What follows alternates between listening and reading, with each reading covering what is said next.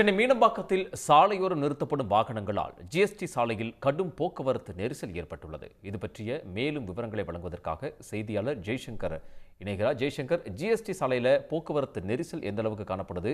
வாகனங்களை அங்கிருந்து அப்புறப்படுத்துவதற்கான நடவடிக்கை எடுக்கப்பட்டிருக்கா? விவரங்கள். அதாவது சென்னை புறநகர் பகுதியில் தாம்பரம், சோம்பேட்டை மற்றும் பெருங்குளத்தூர் உள்ளிட்ட பகுதிகளில் அதிக அளவு சென்னைக்கு பணிபுரிபவர்கள் உண்டு. நாள்தோறும் இவர்கள் இந்த ஜிஎஸ்டி சாலை வழியாக பல்லாவரம்,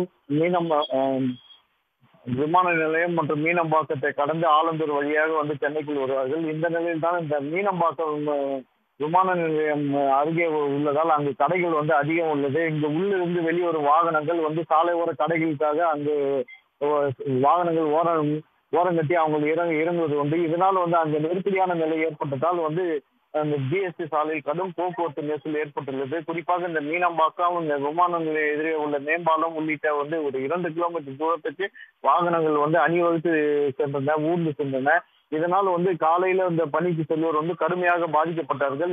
இது வழக்கமான ஒரு கதையாக உள்ளது. இந்த சாலையோர அந்த கடைகள் மற்றும் அந்த கடைகளுக்காக இறங்கி இந்த வாகனங்களில் உள்ளோர் செல்வதால் போக்குவரத்து நெரிசல் ஏற்படுகிறது. ஆனால் போக்குவரத்து போலீசார் அவர்களை அப்புறப்படுத்தினாலும் இது நாள்தோறும் நடைபெறும் நேரமாக உள்ளது.